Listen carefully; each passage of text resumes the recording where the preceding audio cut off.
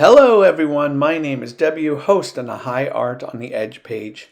I wanted to retrace my steps and share with you a video that I did with regards to a gentleman by the name of Steve Schnee, the CD junkie. You see, I came across Steve's glorious work on YouTube as he engaged his audience by taking a deep dive into an obscure band called Fraser Chorus. I was amazed with the high level of detail that he described the way in which the artist's sound impacted his ears. He went through album by album meticulously and really gave me a clear understanding on why Fraser Chorus means a lot to him. So as you watch our interview, see how Steve's passion truly shines through. Thank you so much and enjoy my conversation with the CD junkie.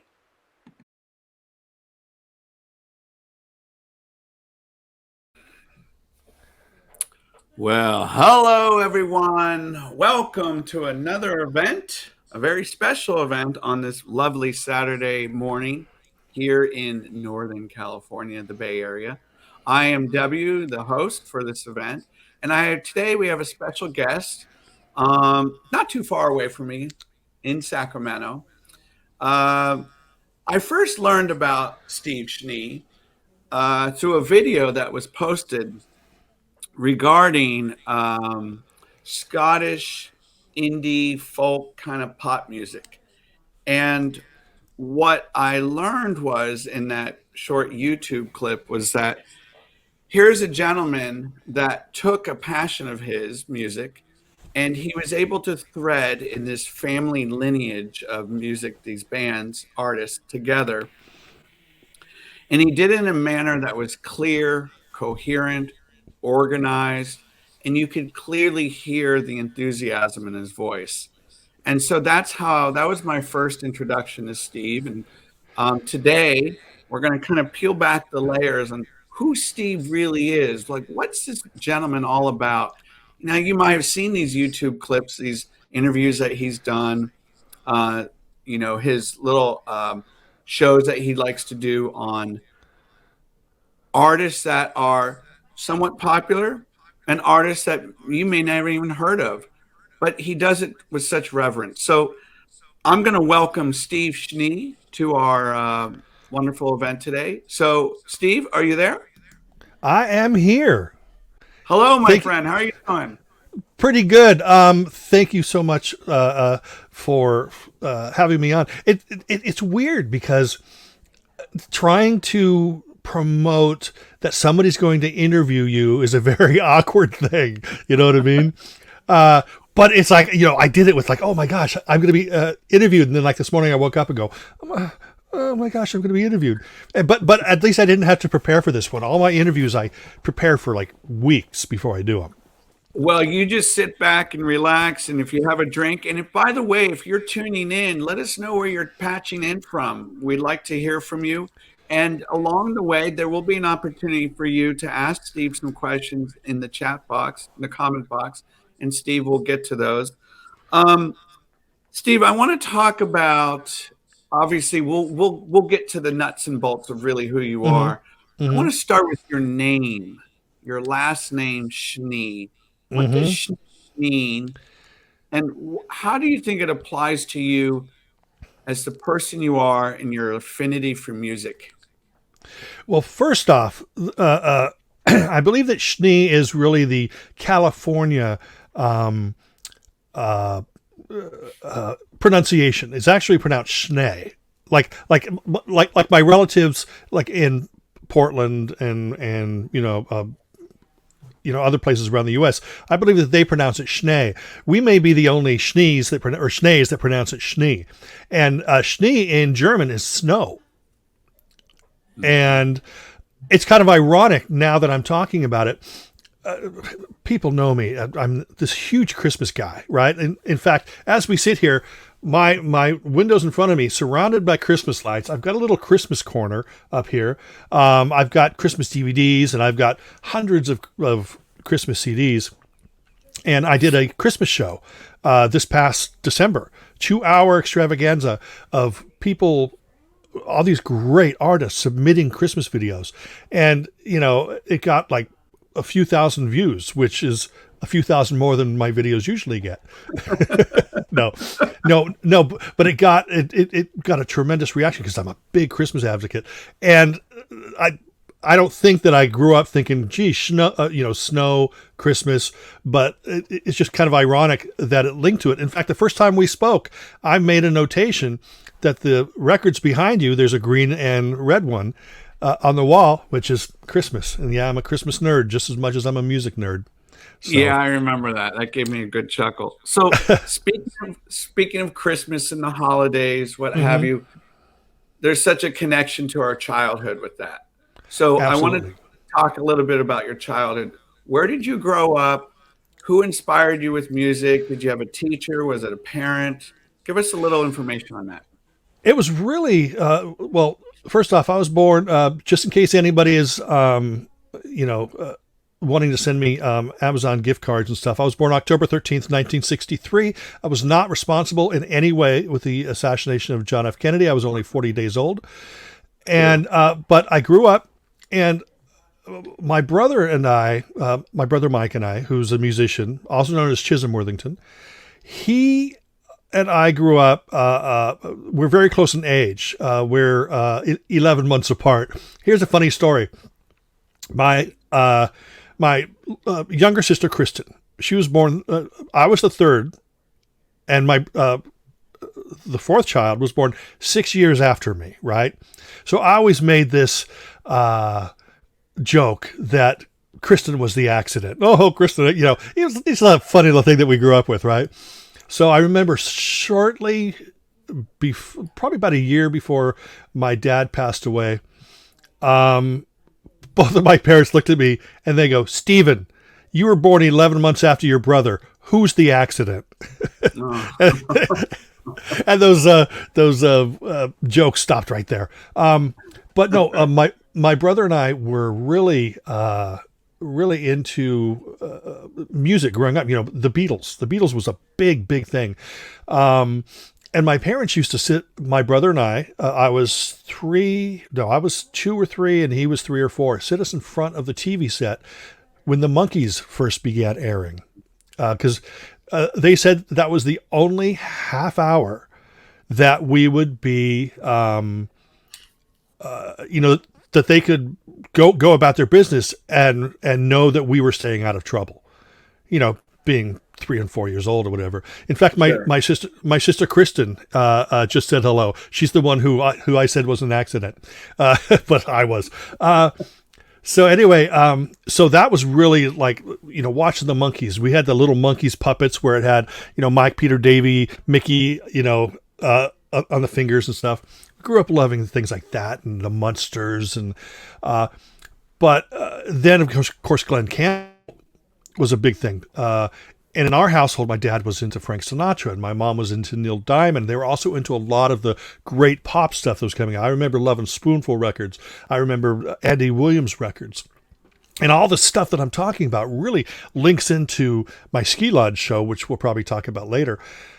And it's really started growing from there. My first concert was Glenn Campbell in 1970. And I was, 6 or 7 years old. Where was that? I think it was Long Beach. Okay. And I was in the same room as Glenn Campbell, and he was still a huge. This is, of course, a few years after, the bigger hits like Wichita Lineman and Galveston and stuff. But it was before Rhinestone Cowboy. But to us, it was magical. My second concert, by the way, was the Osmonds and Bo Donaldson and the Haywoods at the Anaheim Stadium, the Big A.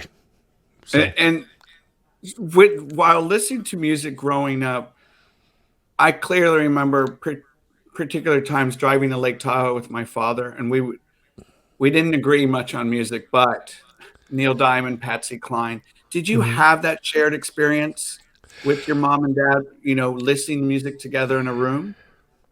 Yes, Christmas music, obviously, I mean, I'm not going to get into which songs, stuff like that, because then I always get all, I mean, look, 10cc says big boys don't cry. Well, 10cc lied. And the thing about, the music with my, Christmas is obviously, we all love, we all love, Christmas, in our family, and the music, and my mom decorating while playing Ray Conniff records, and the Glenn Campbell Christmas album, my favorite Christmas album of all time, followed shortly by the New Christy Minstrels. These are all just nerd facts that are going to be on my trading card sometime in the future. But we listened to all the stuff my parents played. We listened to the AM radio. There are things like distinct memories that I have. Like, let's say, for example, the Sandpipers, Guantanamera. I remember that distinctly. And, it brings up such wistful memories for me. But my brother doesn't remember it at all growing up. So we would latch on to different things, but it was definitely communal. It was definitely a family thing where, we'd listen to what my parents played. I would borrow her Andy Williams Born Free album and go into the room and listen to that on my own. We would borrow their 45s or 7-inch singles, whatever you want to call them. When did that, so with that first exposure to music, when did you start to realize, okay, I love this music, I'm really embracing it with my ears, now I want to move into a different realm, maybe, working at a record store, becoming a journalist? I can tell you right now, without a doubt, that happened in February 1978. Now, I listened to a lot of stuff growing up, right? I mean, we all had our own thing too. My sister got into, Dana got into, Bo Donaldson, the Haywoods and stuff. And then she graduated to like Queen, right? And me and my brother were just Glenn Campbell, Neil Diamond, Beatles, Monkees, that's really what our wheelhouse was.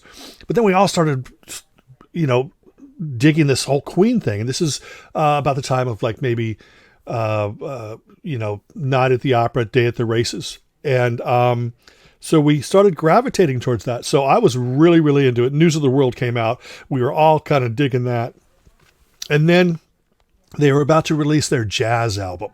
The name of the album is Jazz. It wasn't their like detour into jazz music. And it was really interesting because there was this one TV show that said, we're going to play the brand new video by Queen. So I stayed up. It was a Friday night. It was probably on about 11 p.m., maybe midnight. And it was hosted by Leon Russell. And if anybody knows what Leon Russell looks like, he's just long blonde hair, long beard, this hat or whatever. And, we remembered Leon Russell because he sang, to us as kids, he sang funny. I want a child, and it's like, what is he saying? That's exactly right. But, I mean, when you're kids, you think that's funny. I used to think Robin Gibb had a funny voice, right? But as I grew older and understood things more, because as we grow, we're always learning, Right. And so to me, I don't laugh at Robin Gibb's voice. We don't go, hey, we don't laugh at that anymore. It's beautiful. But anyway, back to Leon. He was hosting the show. And I'm going, what's Leon Russell hosting this show about Queen? Well, guess what? They kind of structured the show like it was a concert. You had to sit through the opening acts before you got to the new Queen video. And that video had The Jam, Kate Bush, The Clash, Liar, and maybe one or two other bands. And that friggin' blew my mind when I saw The Jam especially. Because The Jam, I knew about this punk rock that was out. And I'd heard about it and I'd read about it, but I never really heard it.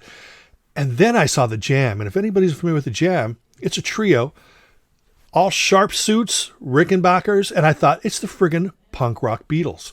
And bingo. Mm-hmm. Ever since then, my trajectory has been looking for music that gives me that rush, that gives me that passion, and it gives me that friggin' excitement. And I find it every day. I find great music every day, whether it's something that came out today or whether it's something that came out 45 years ago. Because I'm searching for that passion, that spark that makes me want to turn to somebody next to me and say, dude, have you heard Yachts? It's friggin' amazing. I just happen to have that as a prop. I could have used my Elvis thing too, but we'll anyway, get into that in a little bit. Yeah. Yeah, absolutely. So when did you get into, I know, music journalism? Mm-hmm. When did that start to take form and shape? That started taking place in high school. Okay, because ever since I was young, and ever since basically, when I was young, I would tell people about, oh my gosh, have you heard Maybe Tomorrow by the Jackson 5? Or, I was big into Jackson 5 and big into Michael Jackson, Motown days, early days, but it was really in high school that, I used to grab records and go over people's house and play it for them. So like, let's say, for example, Yachts. Plug. I would take my Yacht singles, my Jam singles, my Clash singles, I'd put them in a baggie, a Ziploc bag, and I'd go over to my friend Chuck's house and say, you got to hear this. We'd sit there and we'd play these things. And I turned him on to music. Then I would do it with another friend and with another friend. I was always trying, because this stuff filled me with so much passion and excitement. And with me, I'm not just about sharing the music. I'm hoping to share the feeling, that excitement that leaps out of your chest, so that's what I was peddling, a feeling as opposed to a band. And so then I thought, well, why don't I start writing for the school newspaper? So while everybody else was listening to Journey and Foreigner and REO Speedwagon, I was writing reviews on jam records. I saw, my senior year, I saw Split Enz at the Hollywood Palladium. I chose Split Enz at the Hollywood Palladium over my prom, same night. And, but I wrote about it. You know what I mean? And then that turned into little things here and there. I wrote a little bit for like a local thing. Then I wrote a little bit for Jordan Oak's Yellow Pills fanzine, which was a very, very influential power pop fanzine. I started my own fanzine with my friend Jim called Popsided, and that lasted a few years. And, Jim, back then, he was like my best friend. He's still my best friend today. And it's just for the sheer sake of sharing the music and sharing that passion, because it's so exciting. I never once in my life have I thought I was cool. I made a cassette tape, a mixtape. My friend said, make me a mixtape. I'm having a pool party. I did.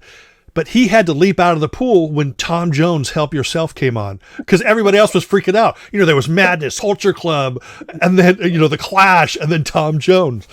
And that's the last time he asked me to make him a mixtape. So I don't know the first thing about music journalism. Tell us a little about that. What was the process? What were the things that you obviously enjoyed about that experience, but what were some of the challenges? Well, the biggest challenge in music journalism is what I've experienced in the last 2 years. And that is, ever since the pandemic, I've had a total fear of writing. I mean, I write things on Facebook or whatever, and I can't tell you why. And that's why I've amped up my videos and stuff, because I feel the need to share the music. But going back to the days where I was really prolific in writing, the real challenge is trying, and this is what I do even with the videos, is trying to be personable. Every time I've written, I write something as if, let's say, for example, you're done reading a review of the Jam sound effects. And after you're done, about a half hour later, you think of that review and you think of it more as a conversation, as if somebody was talking to you about it, as opposed to somebody laying down the law and telling you, You need to get this. The big challenge is getting emotion through in anything that I write. Sometimes I'm super successful. Sometimes I fail miserably, but I don't ever know which is which time I fail and which time I succeed. And that's why I just keep going and keep doing it.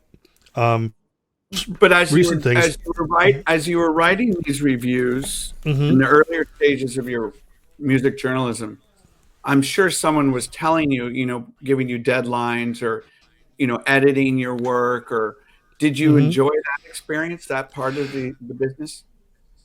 I think I've been pretty lucky that very few of what I've written has been edited.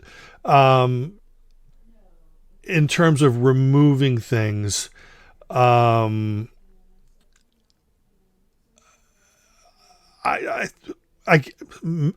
it's because I've been lucky, or maybe it's because I've been successful. Now that I think about it, that very few things that I've written have ever been edited. There have been a few things, like, for example, one of the first things there's this Big Stir magazine, and this is the Power Pop issue.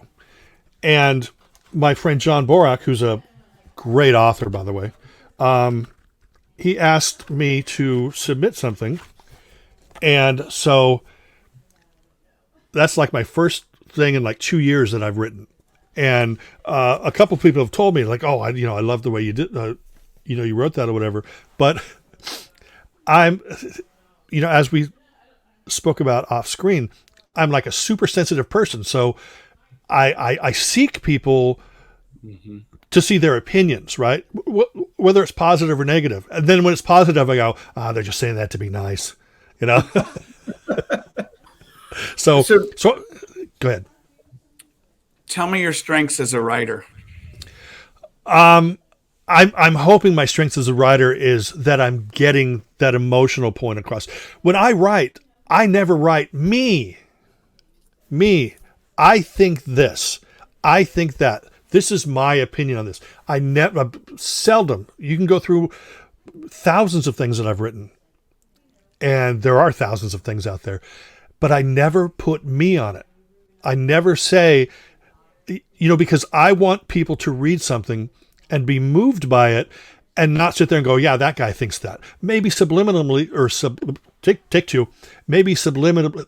Can you edit this part out? No. Maybe subliminally, I want them to think that it was their own opinion, or that it was sort of a kind, nice conversation between two people. And that's the way that I really, really want people to, I want to bring people into something and feel it. And I think that that strength is me trying to get emotion across, as opposed to, because I'm not promoting me. I'm never promoting me. I'm promoting the music. I'm promoting these great artists that have written this great music. And I think that probably that would be my strength. My eternal weakness is always doubting what I've written, always doubting myself, but being strong enough to release it, even if I doubt it, or unleash it, to post it, to print it, to, Is there I know you've written so much, but is there a particular piece that you are extremely proud of that stands out in your mind? Well, a lot of interviews that I've done over the years have been very, before I started doing my videos, I would literally do one interview a week for like at least 6 or 7 years. So it's built up to hundreds. There are things that I'm particularly like, let's say I interviewed Jimmy Page. Sadly, it was promoting his these soundtracks he did. Wonderful music. Great guy. I actually got to talk to friggin' Jimmy Page, right? But it didn't get that much power behind it, or that much promotion behind it, because he wasn't talking about Led Zeppelin. And The thing is there are things that I'm write or that I write or a video that I make that I put so much heart, so much soul into, and I'm hoping, oh please let this be heard by somebody. It's not, like I said, it's not about me. It's like my latest interview, John Watts from Fisher's Ed. I want that to be seen by so many people, not because it's cool. Hey, I interviewed John Watts from Fisher's Ed, or I interviewed the Bluebells, or I interviewed Henry Priestman, or anything like that. It's nothing like that. It's always about, I want people to connect and feel that same way that I do. And then when that doesn't happen, I my first thing is to think, oh, I failed. No, but the second thing is, you know what? Long after I'm gone, somebody is going to stumble across this and go, wow, I never heard this band before, or I never saw this interview before. And ultimately, I think everything that we put out there is going to be appreciated in some way, whether it's the way that you wanted it to be appreciated or in the amount that you wanted it to be appreciated. That's another story. But, I'm in the end, I doubt everything that I put out, but I'm also proud of everything that I put out. And I've done liner notes for like 40 things, or 40 CD releases. Most of them, oddly enough, everybody knows me as power pop, new wave, or 60s pop, or whatever. Most of the stuff I've done has been liner notes for like disco, high energy, funk. So there's a lot of gobbledygook in here, Well, and I think that's one of the things that, I know that's one of the things that impresses me is that this historical museum that you have set up in terms of all these YouTube interviews and these reviews, like you just mentioned, long after you're gone, these are going to be sitting there waiting for a young man, young woman, elderly person. It doesn't matter. And they're going to click on and go, oh, where have I been the last whatever, Yeah. And so I think I love that. That's all that we can hope for, that everything that we do is going to matter to somebody. I mean, it matters to me. Everything that I do matters to me, right? And like I said, I'm an emotional listener, so I turn that around and I try to connect with people emotionally on that. With every show I do, there's care and thought and a lot of prep put into it. Some people can go on YouTube, hit record and go, hey, this is blah, blah, blah, and then not put much thought into it, and they can get 7,000 views for that. I could put weeks of preparation into something, spend money and make sure that I have everything and make sure I have everything researched and put it up there, and it'll get 68 views. But again, it's going to hit those 68 people or those 150 people maybe a lot harder than those 7,000 people that watch that other guy's video. That's right. I mean, the proudest thing is when people say, hey, I went out and bought that album because of what you said, and I love it. Yes. Yeah. Okay, so we go from the written form of expressing your love for music now to the video form. I want to talk about your video projects and how did you get into that? I got into it, I would go on YouTube and initially, type in, let's say Ruba News or Flock of Seagulls, whatever, and, watch videos, whatever. And then I'd see, speaking of Flock of Seagulls, I would think like, oh yeah, this guy's talking, Mean Mr. Mayo, Joe Mayo, or my now friend, Matthew Street and stuff. They would talk about this stuff, and I thought, well, that's easy. And I'm a confident guy enough to know that I can get up and I can talk about anything that I know about. See, this is the thing. This is the thing that's different from a lot of people. I won't tell you anything unless I'm 100% sure about it. If you say like, hey, David Payton used to be in Bay City Rollers, right? Well, yeah, that's true. And I'm going to go, yeah, that's awesome, right?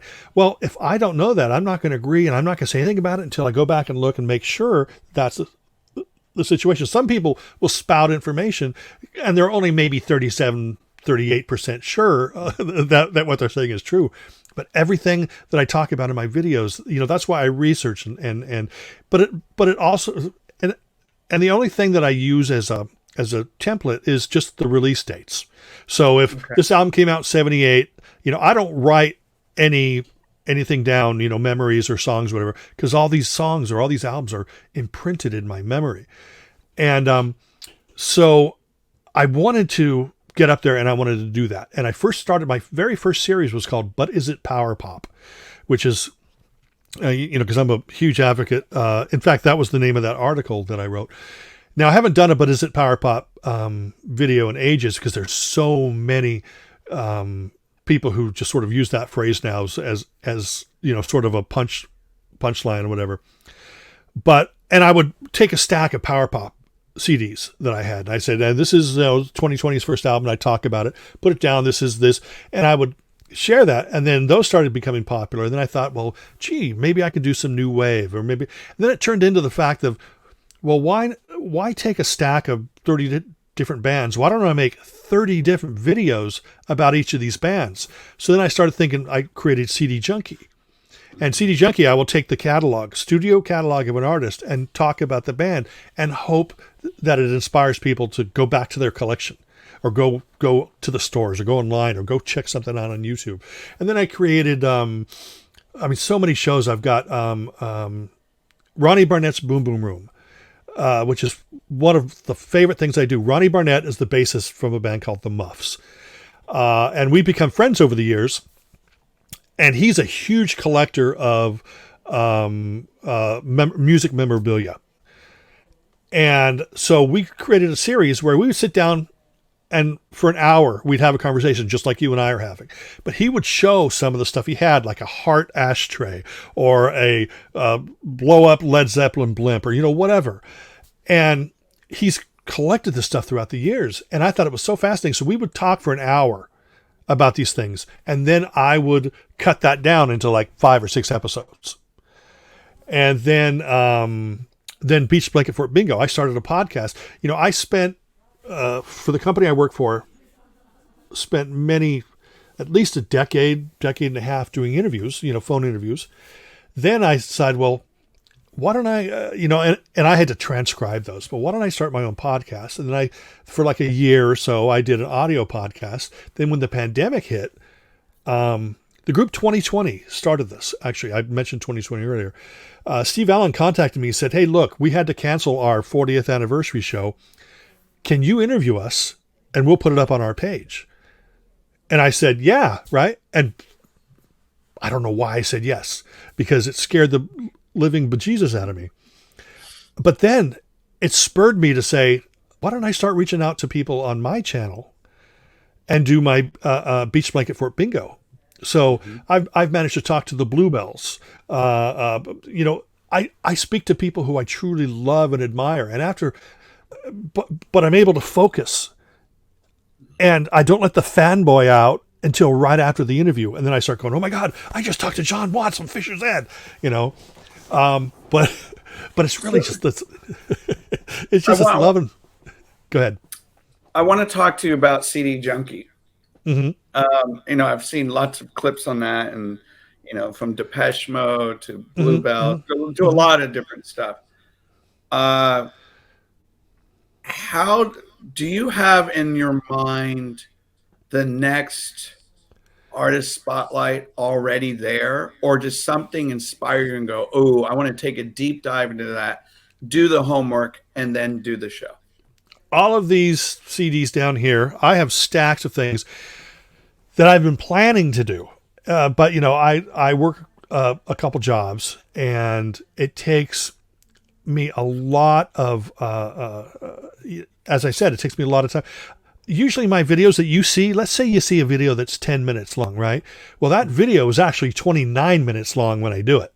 And I have to cut it down because I go, you know what? They don't need to hear that story of me, doing, they don't need to hear all that stuff.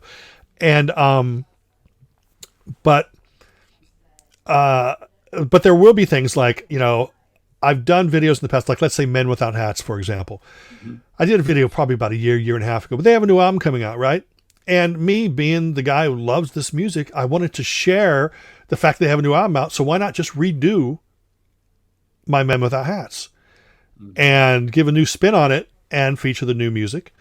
And but yeah, stacks. I mean, like yeah, it's Yazoo and Alison Moyet is one of the next ones I'm going to do, and when the new Dickies albums come out, I'll do that, and it's just because I just want to share this excitement, So, like you did recently, the Tears for Fears one. Mm-hmm. So, on average, how long does it take you to do that homework? Well, like I said, it's never really homework because all the stuff is here. Mhm. It's like I look, there's a lot of empty spaces in my head, right? But there's a lot of overstuffed rooms just with filled with stuff. So when a new Tears for Fears album comes out, then I get the album and I listen to it a few times to get an opinion about it. Then I pull the other ones off the shelf, and the only thing that I need is the release dates. Mhm. Everything else is stored here. And I never do research in terms of like, well, who played on this, who produced that, because it's all. I read those liner notes over and over again to the point that I remember them. And you don't need to read any other reviewers or anything like that. You're able to just cross thread their albums based Mhm, on their sound and mhm. the time period and all that. But I will only talk about stuff like I said before. I will only talk about things that I truly 100% believe in, that I truly 100% I know that what I'm speaking is the truth, and what I'm speaking is my my passion. And so it's not like the new Tears for Fears album came out and I thought, oh, you know what? I'm going to get into them now. And then I buy the albums, listen to them, and then do a video. This is stuff that I have time, money, uh, and heartache and joy invested into it all. Let's talk about another great program that I've learned about yours. This is Ski Lodge. Yes. Ski Lodge. Where did, yeah. There's my little ski lodge sign right there. My friend Lynn bought me these from Target, believe it or not, and so it's always in the background now. Ski lodge is two pronged. It's a Mixcloud show. I have a few Mixcloud shows. I have a Mixcloud channel, and I have Return of the Living '80s, which is my passion for '80s music. And then I have This is Ski Lodge. My whole idea of Ski Lodge is combining things like there's Sunshine Pop and there's the Tiki Room and there's Tiki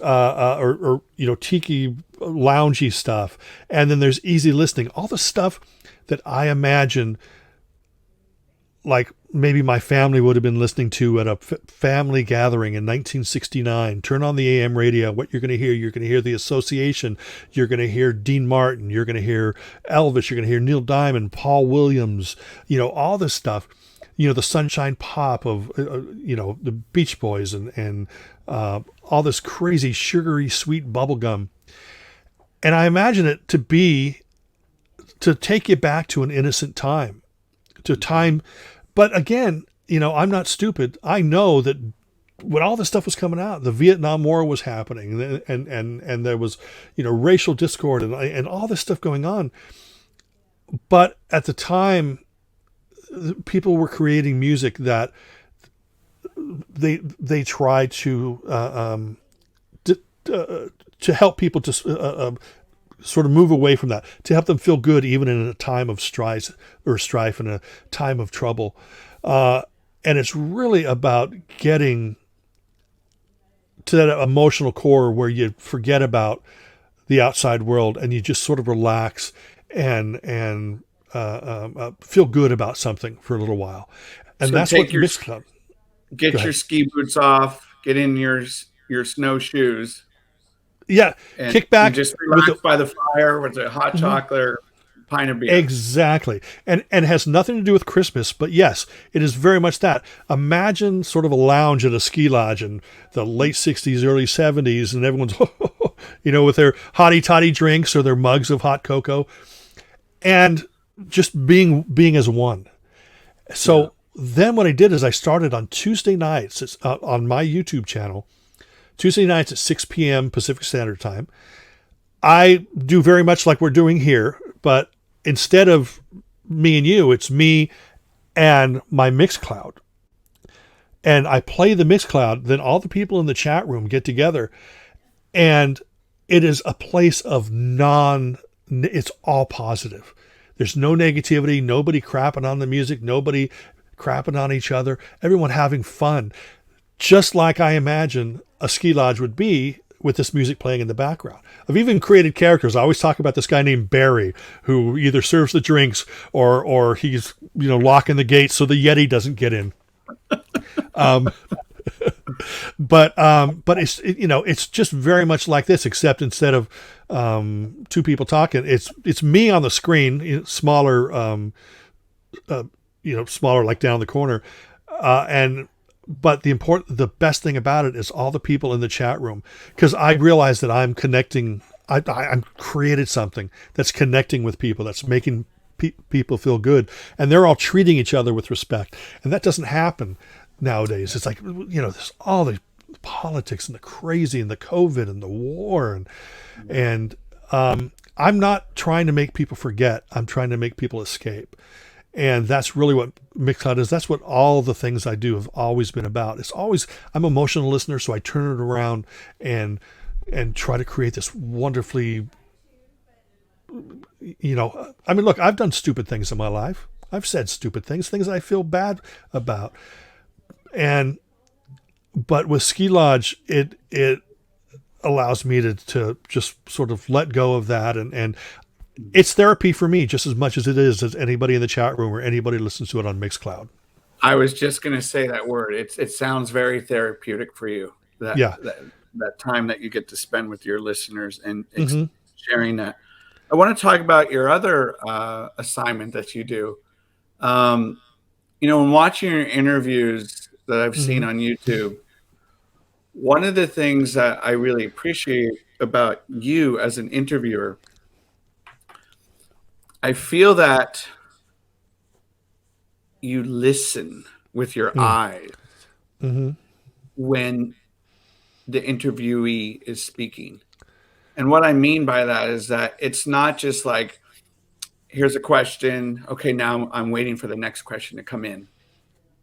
I feel as though you're very attentive and aware and really latching on to what the person is talking about.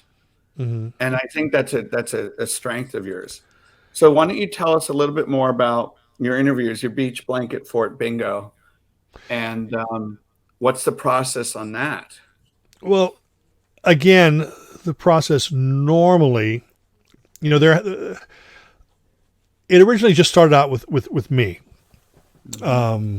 continuing my audio podcast. And I reach out to artists whom I love, adore, and respect, and who I respect everybody, but I don't necessarily have a deep knowledge of everybody. I necessarily don't have an emotional connection. That's the thing. Emotion is a really important part of what I do. I have to connect to the music somehow, and it's not lyric. It's just the way it makes me feel. So I turn around, and in a sense, what my show is giving these people props and giving them a different platform to talk and maybe reach new people. Now, be that 80 people, be that 3,000 people, it doesn't matter. But the fact is I want to give these people a voice, and I want to show people just how much their music has meant to me by getting them up on screen with. Crazy, because that 16-year-old kid in me would never have thought that I would be able to talk to John Watts from Fisher's Ed, or I did an audio interview with Henry Priestman from Yachts. Yes, that's right. Free promotion, Henry. And the Bluebells. I never would have thought, This kid who many times felt lonely or disconnected with other people, or insecure, or no self-worth or whatever, putting the headphones on and drifting off into that world. And to be able to talk to these people that get that, I'd never verbally said this, but that gave me the confidence to move forward, to maybe become that writer or the guy who makes the videos, to talk to these people who very much the soundtrack of my life, is just a thrill, but it's also very nerve-wracking. And I don't know if I've done it on this show, because I don't pay attention to how I'm speaking until after I have to go back and edit my interviews. But I have, and I've had this all my life, a stammer. And, when I'm editing the shows, I just go, oh my gosh, I must look like a fool in front of this artist, because I'm going like, did you do this? But I'm not noticing it while I'm talking, but it's probably also nerves, because I'm talking to this guy that made all these great records. But it's such a thrill to be able to do that. And I try to approach each interview. I will watch interviews with these artists and try not to ask those questions.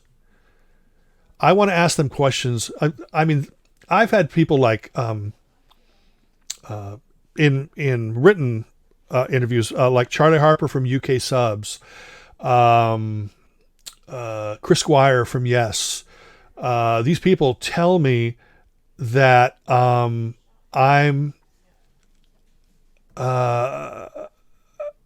I ask them questions. They thank me for asking them questions that nobody else has asked them, or not asking the same old questions over and over again.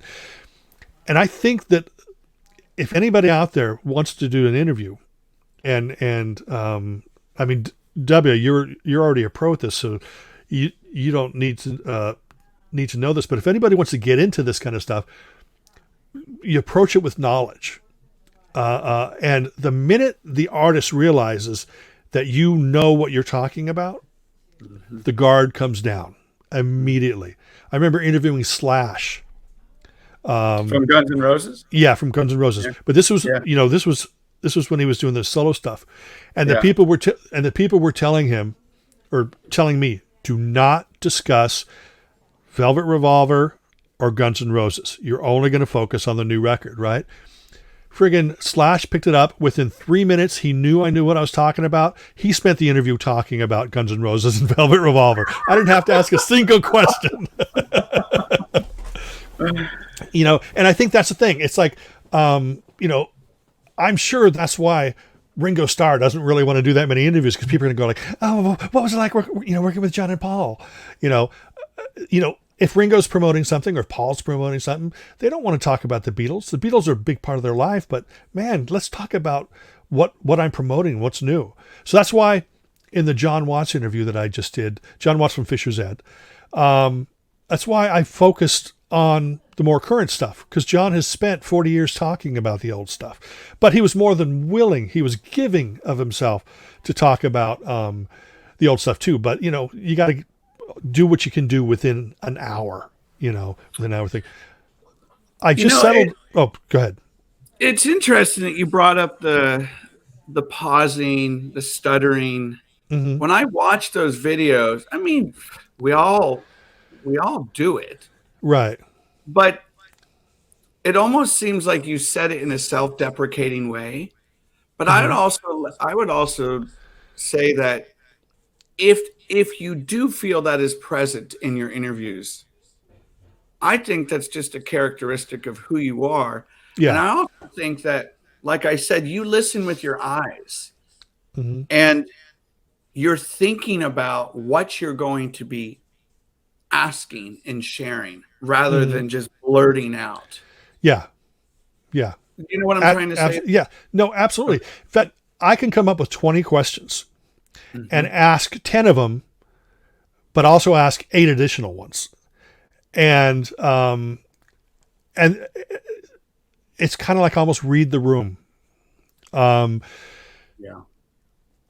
And if they hit on a point that you didn't think about, then you push a couple questions aside and get to that. And remember, every artist that you're going to interview, you may have 20 questions, and then the first answer they give you may answer 8 of those questions. You know what I mean? Yeah. Well, I was born on the docks.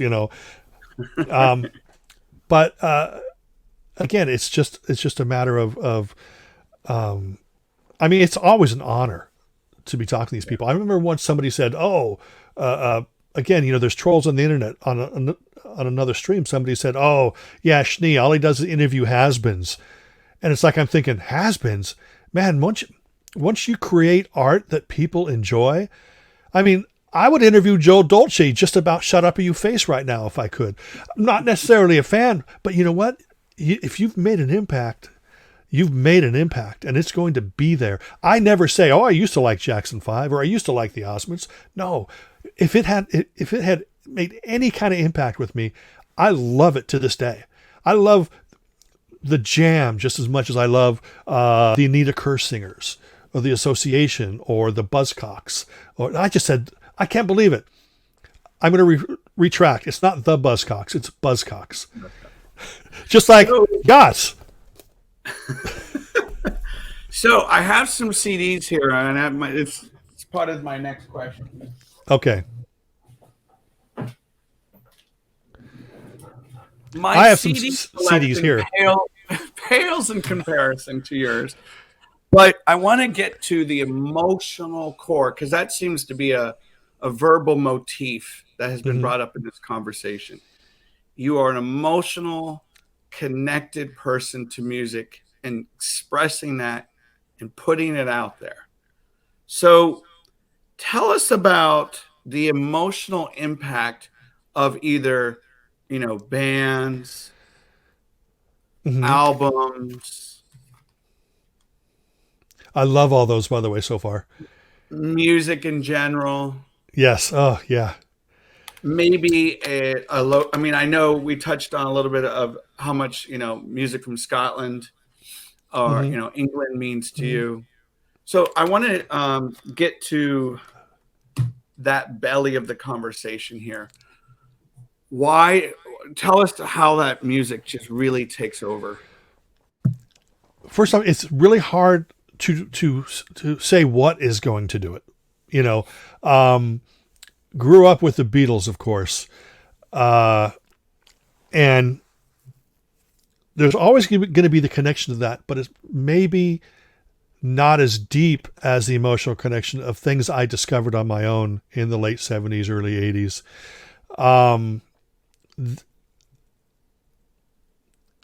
But it's almost as if, imagine, just a claw.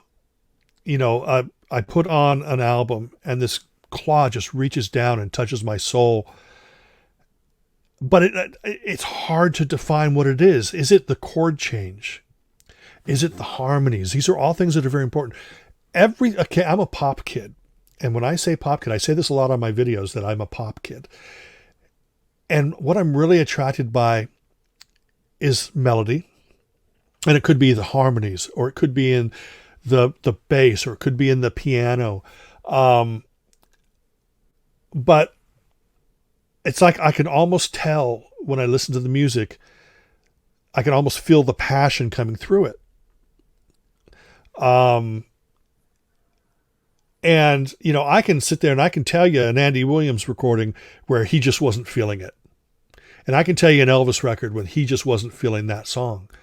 And it's really hard to describe because it's all based on maybe what my mood is at that time. Maybe what I'm feeling. Am I feeling elation? Because every album I have to sort of open myself up to it. And I have to do it on my own terms. I can't sit there and go, "Oh, at 9:00 tonight, W is going to be playing the brand new album from, the Schnickersnackers," and then go at 9:00 and expect to be bowled over by that. It might have to take 2 or 3 weeks from now for me to really understand the record. And that's the thing. When I listen to something, I have to feel that I understand it. And I know that sounds pretentious. I'm like the least pretentious guy in the world, you know. But at the same time, I'm so passionate, and the way that music connects with me emotionally is indescribable. And like I said, that's all I try to do is I try to let people know. And because, people, I'm not going to save the world, but maybe if I could turn somebody on to a great album that makes them feel good, that's really what it's all about for me. Do you get that similar feeling while not only listening to music in the comfort of your own home or in the car on a walk, but also going to concerts? And is there a particular concert or two that just moved you and shook you to the core? I'm a naturally anxious person. One of the things I inherited from my mom, who I love and miss. I'm not blaming her for it. So being in a public place is it's a different situation. I have to be alone or with a small group of people to connect with the music. But I do love going to shows. I don't like live albums, by the way. I have to be there to experience it. The greatest single show of my life. Mm-hmm. It's probably going to surprise people, and it wasn't Glenn Campbell or the Osmonds. It was actually Status Quo, 2004 at the House of Blues in Anaheim. Status Quo, huge in the UK. They are a stadium band. They are one of the longest lasting rock and roll bands ever. And I saw them in a little venue in Anaheim. And the greatest single show of my life. Absolutely. And I didn't experience it with anybody that I knew because I had tickets, and my wife at the time had a really bad headache. And when she got headaches, I don't want her to put her through that. Right. So I called my brother, called my friend Jim, tried to get somebody to go, and nobody went. So I had a spare ticket. So I went and stood at the front of the stage, the single greatest show of my life. And I've seen The Jam, and I've seen XTC, and nothing bowled me over like that. And I can't tell you why that one. Maybe it was just because I love Status Quo. But see, this is the thing. People are. It is really exciting when somebody starts playing a song and the audience just goes crazy for it or whatever. It gives you chills. Not so much. That the band is playing it, but also that everybody is getting into it, just like you.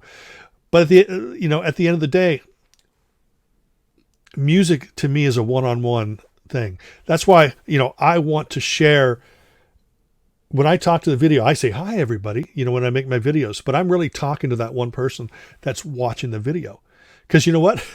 Sometimes it may only be one person that watches my videos. Well, that's okay. I think Perry Farrell said, as long as one person's listening. Yeah. And I told a few of my friends, I told my friend Lynn, I told my friend Jim, I said, remind me not to be self-deprecating on this interview, right? Well, nobody texted me this morning and reminded me not to be self-deprecating. So I blame them. The artist M. Ward? Yes. He had quite a few albums out. Yeah, and then he did some work with Zooey Deschanel. Yeah, that she and him. Really good holiday music. Mm-hmm. Yeah. It's interesting getting to know you. There's a great song he did. I think it's a cover song, "To Go Home," and there's a great line that reminds me of you in a bit, and it goes like this: "God, it's great to be alive. Takes the skin right off my hide. To think I'll have to give it up all someday." Mm-hmm. And when he sings this, and the connection to you is that because your music, your love and passion for music goes so deeply. I can imagine when you're sitting there and it's like, okay, now my pinball game is up. Mm-hmm. It's going to be so hard for you. Yeah. To lose that, and even though you've created up this archive of great stuff, what do you think about that? See, unfortunately, I think about that all too much. I think that, I mean, I'm a lot closer to the end than I am to the beginning. And in many ways, that's kind of what just keeps me doing this. Because, you know, look, one of my friends well, my friends in real life in Texas sent me this. It's a Ray Conniff signed picture, right? And this meant so much. Well, it was signed to a Steve, not me, but a Steve. But it's cool because it's Ray Conniff and somebody thought about me. And the fact that somebody thinks enough of what I do to do something, to give to me like that is way beyond humbling. Because every day I don't ever feel that I deserve people to be kind to me. So, but because I'm not really thinking about me, I'm always thinking about other people. And sharing this music and knowing that, you know what, 3 weeks from now, I may not be here anymore. But me talking about what filled me with life and what filled me with joy is still going to be there. And that is important to me. I feel bad because somebody's got to get rid of all this junk that I have. I hope they settle it on eBay. Could take some of that off. I want to give an opportunity for you to say hello to your friends. So if you want to look inside the comment section and say hello or respond to if anyone's saying anything or asking you a question. Well, first off, feel free to respond. I mean, I thank everybody who tuned in. I think that they all may have tuned out by now. Maybe they're watching. No, there's names I don't know, and I appreciate them watching. I will, when this posts on Facebook later, will it still have the questions so I can answer them individually, or? They'll all be there. Yeah. Okay. Oh God. My brother says I have a booger. God, I hope he's joking. Yeah, there's my brother Mike, my sister Kristen, Edward, hello, or Prague Hat, hello. Edward Sosa is a friend of mine. There is a VC community out there. VC is vinyl community, and they make a bunch of YouTube videos. There are people out there who make videos. Edward goes under the name Prague Hat. There's Gary Wilkerson Jr. right there. He is the gentleman that has gifted me so much. See, and seriously, I mean, I don't hate myself, but I sit there and go, what did I do to deserve people's kindness? And, and then Lynn is here. She's the one who gave me, she's a good friend. She gave me the ski lodge things there. So hello, Lynn. Thank you anybody for tuning in. Jason, my buddy, has been for like 20 years, music buddy. Cheryl, an old high school friend, that was quite a while ago. But yeah, I appreciate anybody who even bothered to listen. And this isn't about me not thinking that I don't have worth. This is just me realizing that this is a time commitment. Yeah. And for anybody to give up time is wonderful. Well, there's a gentleman. His name is Alex Demates, and I interviewed him last week or 2 weeks ago. And he lives out in Manchester, England. Great city. It says he writes Salford. I'm assuming that's where the Salford Jets came from. A very little known band. You two would have plenty to talk about. Oh yeah. His knowledge and love for music just shines right through, and I call him the Salford Scholar. But hello, Alex, and thank you for watching, and thank you for everyone. Alex. Yeah, much appreciated. I want to conclude with any artifacts, any CDs, anything that you want to share with our audience. I know you've shared some yacht stuff, and then we're going to wrap it up with a few trivia questions for you. I'm going to share something that I have not even seen yet. And it's yachts related. Okay, now I'm a huge music fan. Thing is on my channel, I'm never going to talk about the Beatles are my favorite band of all time. Absolutely, without a doubt. My favorite song of all time is the Golden Slumbers, Carry That Weight, that final thing on the album. My favorite song of all time. Favorite album of all time is, of course, Badfinger's Wish You Were Here, but it's kind of Beatles related. But I love to talk about bands who I've had the same passion for. And I wanted to just share this real fast. And it's yachts related. It's Henry Priestman related. And I'm going to tell you just a quick story because I know that we're going to go over an hour here. Yacht's second album is called Yachts Without Radar, right? Mm-hmm. But you have to have the UK version because the US version is just the album cover. It doesn't have this little die cut thing there. So you pull out the thing, and if you look right there, Henry Priestman, singer-songwriter, right? Red shoes. Yeah. Look at those red shoes, right? Those red tennis shoes. Well, in this box are those red tennis shoes that he wore on that album cover. Right. But I have in this box. This is like a museum thing for me. It's like the history of friggin' rock and roll. Right here. Unopened. And the reason I don't open it, I'm a very honest guy, right? And the thing is that he sent those to me as a gift, but asked me to pay shipping. No, I'm sorry. I told him I'd pay shipping. And, he said, yeah, no problem. So he sent it to me and he said, well, just wire me the money.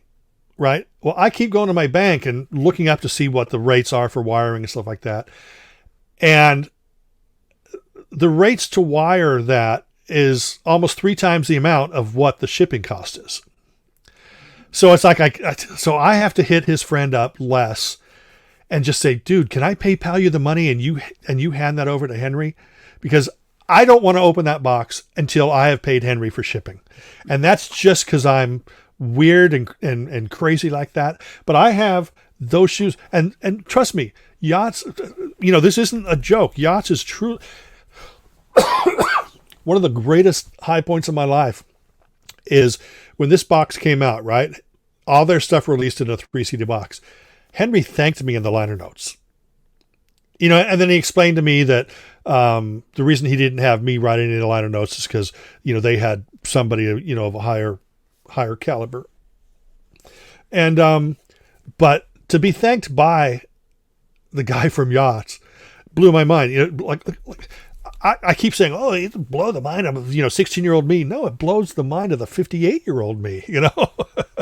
So but yeah, that's one of the things. And then like I showed you before that Ray Conniff, I got tons of autographs here, but I never really display them. But you'll see them in my videos, and I don't draw attention to them. You know what I mean? It's like I'll say, yeah, here's the third album, from this group, whatever, and you'll see it's autographed like 4 of the members, whatever. But I never point at it because I don't want people to think like, I'm sitting there going like, huh, look at I met the band or got this direct from the band.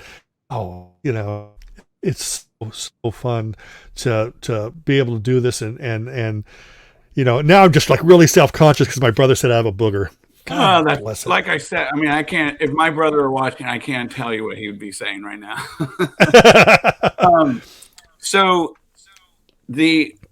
I wonder if there's going to be a big reveal, or we already know what the reveal is, but a big show when that box gets opened. Oh, I will do a video on it. Yes. In fact, I planned to do a shadow box. So what I'll do is I'll have the album cover in the background. The back of the shadow box, and then I'll display the shoes in there. Because seriously, I mean, people might go like, oh, he's got Henry Priestman shoes. It's like, no, this is on the album cover. It's not like he was just walking down the street and I just go, hey, can I buy those shoes? No, I've seen those shoes a million times while looking at that album cover.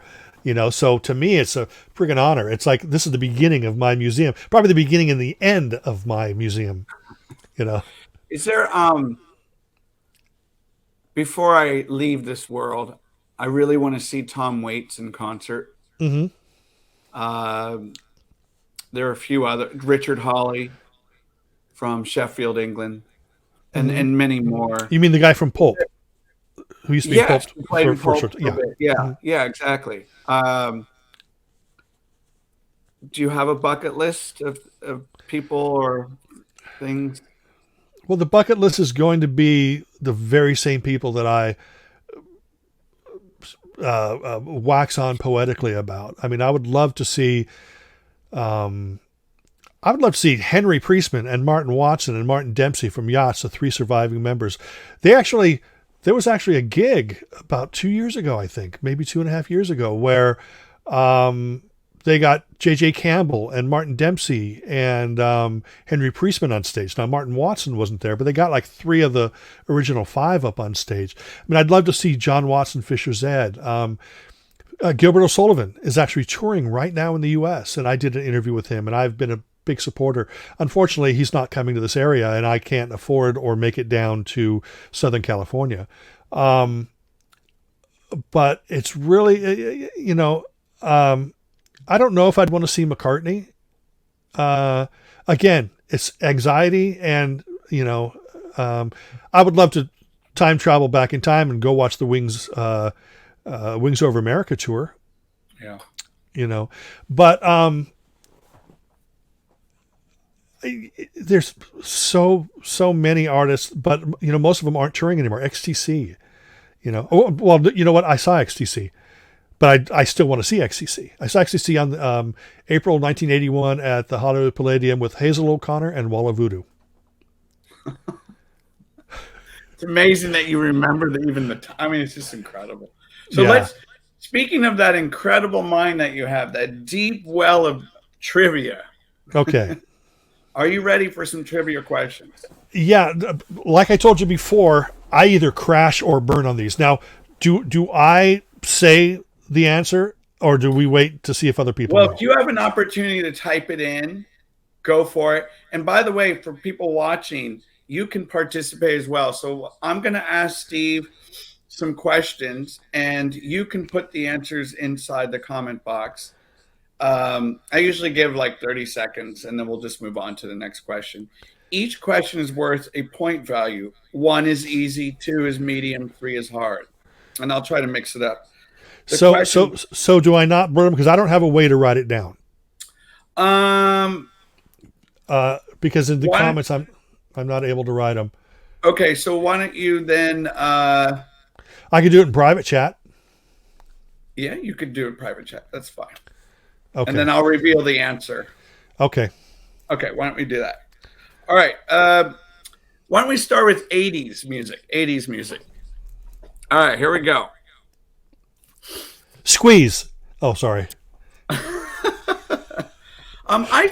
This is all subjective, but I think this is a 2-point question. 2-pointer. Okay, so everyone at home, go ahead, get ready to type in your answer. Steve, this is the question.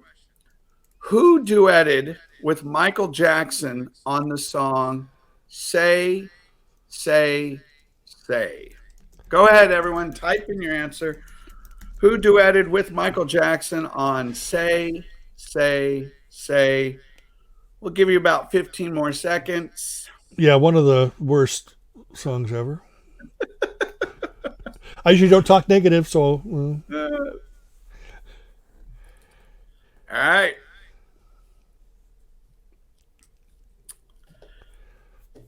I've already written down in private chat. Oh, there it is. The answer was Paul McCartney. Paul McCartney. Nicely done there. We had John Lennon. Good guess. Diane, we had Paul McCartney from Diane. Hello, Diane. Nice to see you. Hello, Diane. Now, this next question, we're going to do soundtracks. Are you a big fan of movies? Are we talking adult or regular? No. Yeah, of course I'm a fan. Yeah. I'm a pop culture geek. PG-13. Okay, I'm a pop culture geek. I can sit there and go, I saw the Doberman Gang when it was in the theaters. I saw Willard when it was in the theaters. Go ahead. All right, here we go. I'm I'm going to say this is a 3-pointer, but for some of you, you may think this is really easy. Here we go. Who sang the theme song for the movie Casino Royale? Who sang the theme song for Casino Royale? Okay, well, this is I am giving you an answer here. That is a correct answer, but it is not the answer you were looking for. Go ahead, Mr. Schnee. What did he put? Here we go in 5, 4, 3, 2. Herb Albert and the Tijuana Brass. Good guess, but no, that is not the answer I was looking for. But it is. Oh, it is because the Casino Royale that came out in the 60s. In the 60s. Got it. Nerdy me. I should have specified, shouldn't I? The answer was Chris Cornell. Chris Cornell. Did anyone get that? Trick question, says Elliot Kendall. Instrumental Shirley Bassey, just guessing. It was Chris Cornell. And Herb Albert and the Tijuana Brass. And that's right. So written by Burt Bacharach, I think. Yeah. Let's do rock music. How about rock music? Sound good? Mm-hmm. Okay. This is a 3-pointer. You might need Siri to help you out. Hey, Google. Split ends. Split ends is the answer. Who did Marilyn Manson marry in 2005? This is a 3-pointer. Now, I thought this was rock. I didn't know this was friggin' National Enquirer. Yeah, I don't know stuff like that. Marilyn Manson marry in 2005? I'll give you a few seconds. I'm clueless on that one. Yeah, that one. Is this person currently suing him for reasons that we won't discuss? Could be. Yeah. I don't think it's the main woman that we're thinking of. All right. Did anyone get the answer? Who did Marilyn Manson marry in 2005? Her name was... Oh, Diane got it. Dita Von Teese. Dita Von Teese. Oh, yeah, part of the famous Von Teese family from The Sound of Music.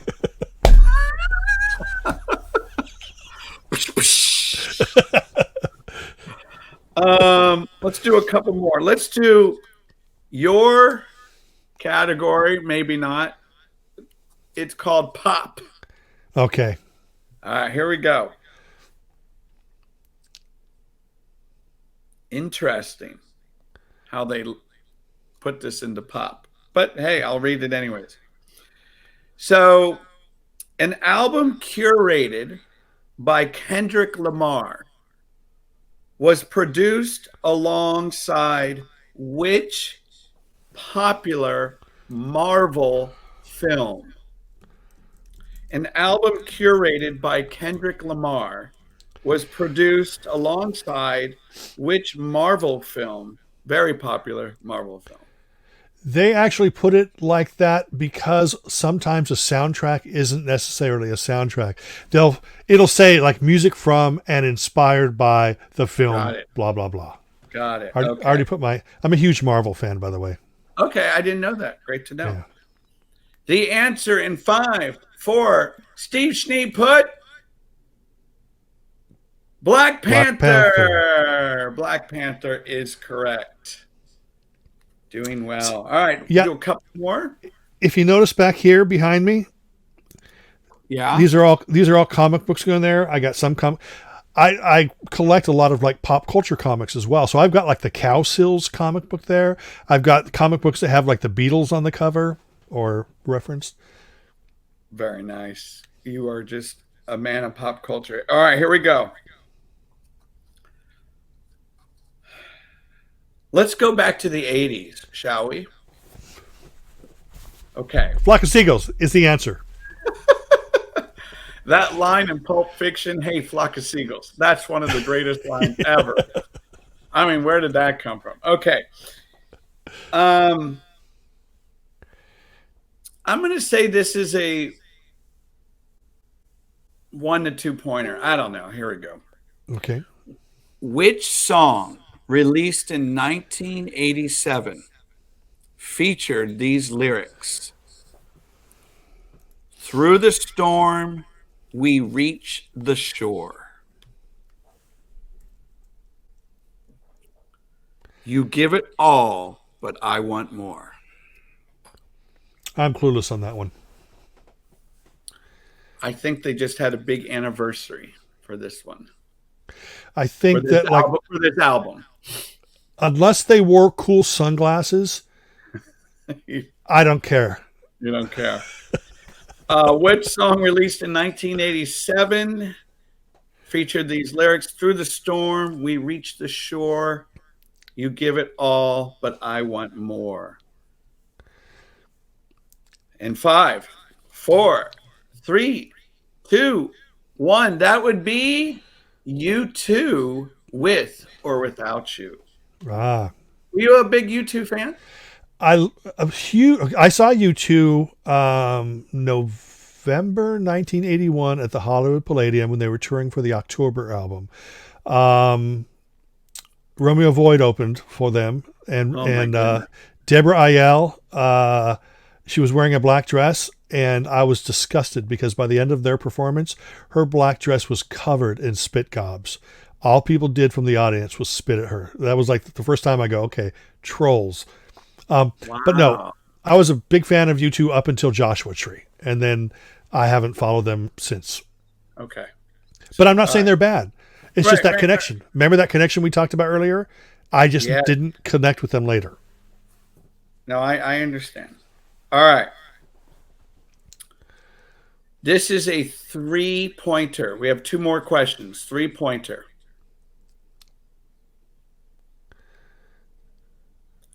Chasing Pavements is a 2008 hit song by whom? So 2008 hit song Chasing Pavements. I will give you a clue. This artist is enormous. Think Las Vegas. See, I'm clueless. See, I told you I'd either crash or burn, and it's weird because like everything is in here, but maybe it's just too overcrowded.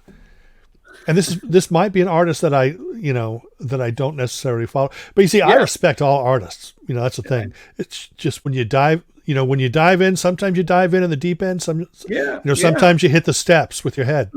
That's why I think I gave that one a 3-pointer. The answer is Adele. Adele. Did anyone get that? Yes, we got a couple people. Yes. Kristen, Gary, nicely done. All right. I'm going to give you the category. You pick the category for our last question. We have rock, 80s, pop, or soundtrack. Is there any category called the jam? No, 80s. I'll crash and burn here too. But remember, I am wearing a Flock of Seagull shirt. I know you are. So what's the significance of why I get my... What's your love for Flock of Seagulls here? Have you ever listened to them? Just incredibly... Sure. No, I know. I was being a little facetious or sarcastic there. But no, I love them. I think that the hair style thing ruined their chances of becoming immortal. But actually it also enhanced but they're immortal in a very different way than they should have been. So if you actually go back and listen to Flock of Seagulls records, especially the first 3, you were just going to be bowled over by just what a great band they were and just how little respect they get these days.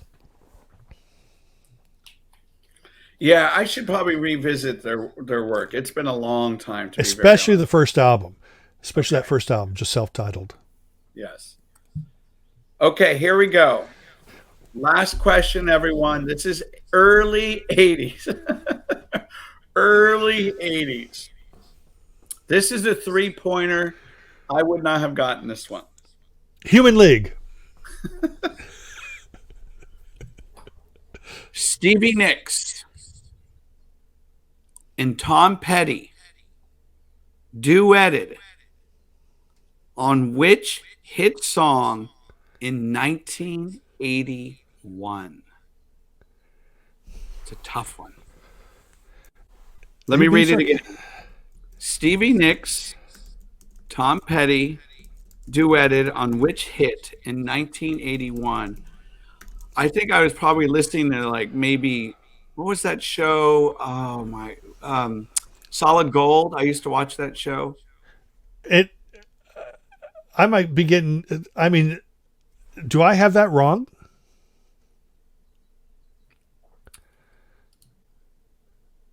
In 5, 4, 3, 2.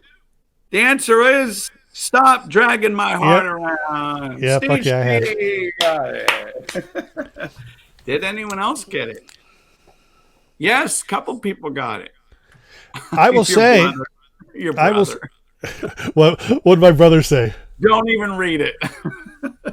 Oh God, it's more boogers talk, huh? Oh, Mike, your interview's next, Mike. Oh,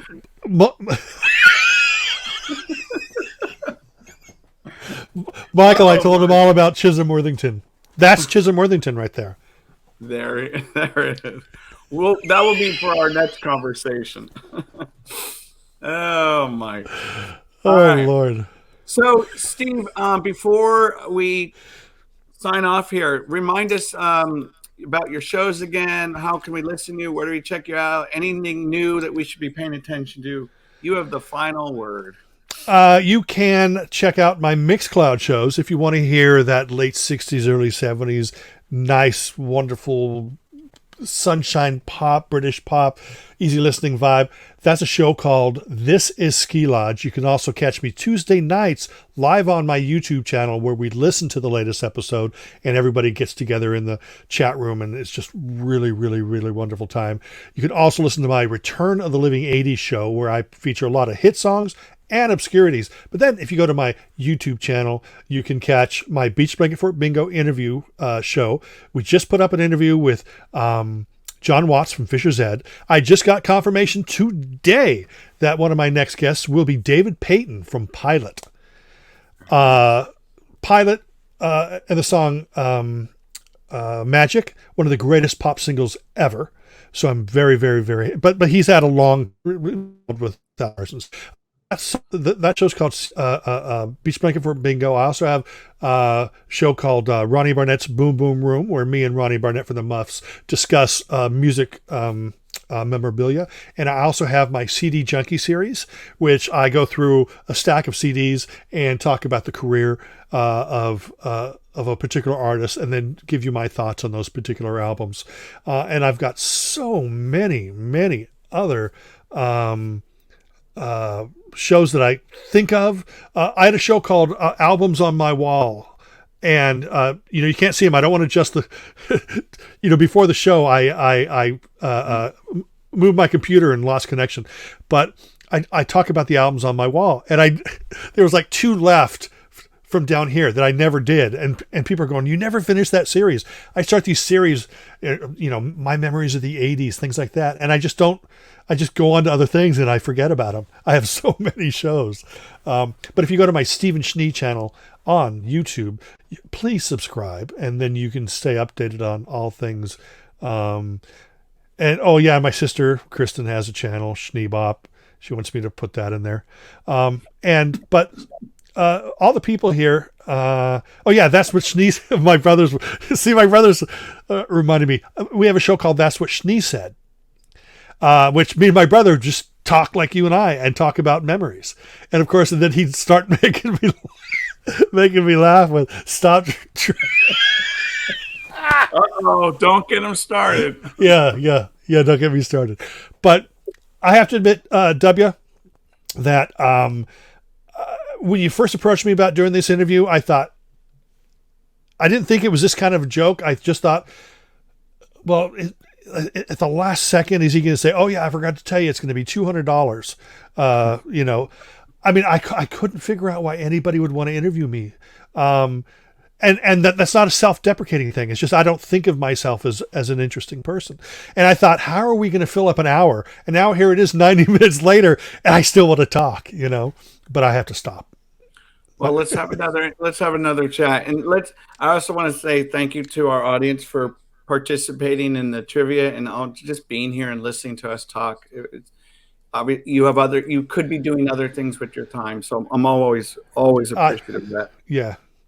So I'm so grateful that anybody takes. I'm so grateful to you, W, for even thinking about doing this. I just very much appreciate it. Well, it's been a great time, and obviously I could chit chat with you more about not just music, but just life in general. I think that's really. I'm sure we will. Yeah, on and off screen. Absolutely. So, all right. Well, you know where to catch Steve Schnee, and check out those videos. One of my pillars of my community is being educated and entertained, and I think you did that quite nicely today. So thank you. Thank you very much. Thank you, everybody. Thank you, W, for even thinking of inviting me to this. It's an honor, and It's an honor to know everybody. So, absolutely. Take care, everyone, and stay tuned for our next event. And we'll be posting on the High Arts on the Edge. And take care and keep listening. Bye bye. Bye bye. Bye bye. Bye bye. Bye bye.